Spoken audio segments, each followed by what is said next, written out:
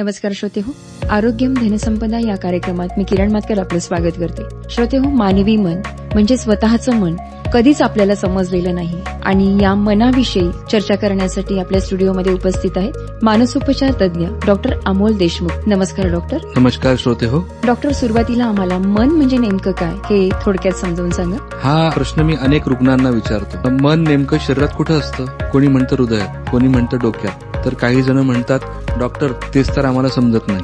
खरं म्हणजे मन हा शरीरातील कोणता अवयव नाही. ते हृदयासारखं, यकृतासारखं किंवा मेंदूसारखं दिसत नाही. अगदी बरोबर. मग मन म्हणजे नेमकं काय? आपण जे विचार करतो, जे अनुभवतो, आनंद, दुःख, राग, भीती, प्रेम, आठवणी, स्वप्न, निर्णय, ह्या सगळ्यांचं मिळून जो अनुभव तयार होतो त्यालाच मन म्हणतात. म्हणजे मन दिसत नाही, पण प्रत्येक क्षणी ते आपल्या आयुष्याला दिशा देत असतं. जर तुम्हाला मी अजून खोलात सांगितलं तर मेंदू हा शारीरिक अवयव आहे, तर मन म्हणजे त्या मेंदूच्या कार्यातून निर्माण होणारे अनुभव आणि मानसिक प्रक्रिया. म्हणजे अजून खोलात सांगितलं म्हटलं आणि साधं उदाहरण द्यायचं म्हटलं तर जर मेंदू एक वाद्य आहे तर त्यातून निघणारं संगीत म्हणजे मन आहे. बापरे, अतिशय सुंदर डॉक्टर.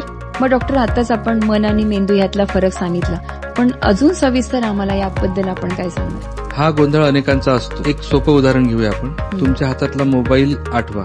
मोबाईलचं बाहेरचं यंत्र म्हणजे हार्डवेअर आहे, पण आत ऍप्स आहेत, ऑपरेटिंग सिस्टीम आहे आणि सगळं काम चालतं ते सॉफ्टवेअरमुळे.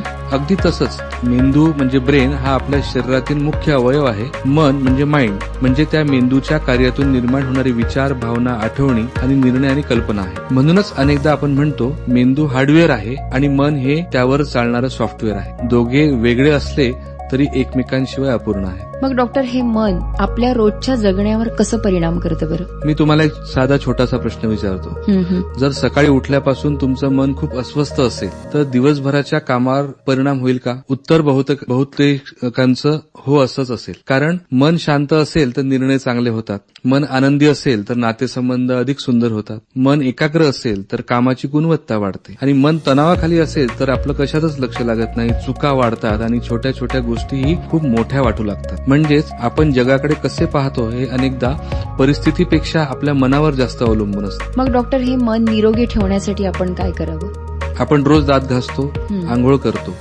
शरीराची काळजी घेतो, बरोबर, पण आपण मनाची रोज काळजी घेतो का? याचं उत्तर प्रत्येकाने स्वतःला द्यायला पाहिजे. मन निरोगी ठेवण्यासाठी काही साध्या सवयी पुरेशा आहेत. पुरेशी झोप, नियमित व्यायाम, आपल्या भावना मनात साठवून ठेवू नका. जे आपण मागच्याही भागात बघितलं त्या व्यक्त करा.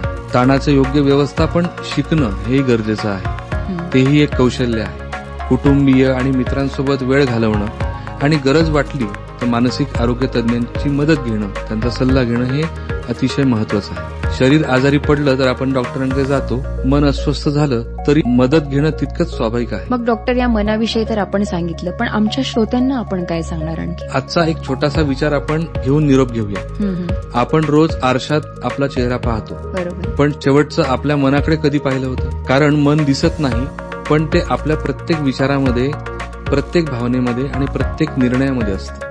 म्हणून शरीरा इतकंच मनाचीही काळजी घ्या.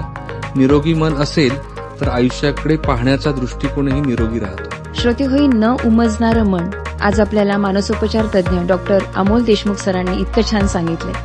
श्रोते हो, पुढच्या भागात आपण ताण, चांगला की वाईट, याविषयी डॉक्टर अमोल देशमुख सरांकडून जाणून घेणार आहोत. धन्यवाद डॉक्टर. धन्यवाद.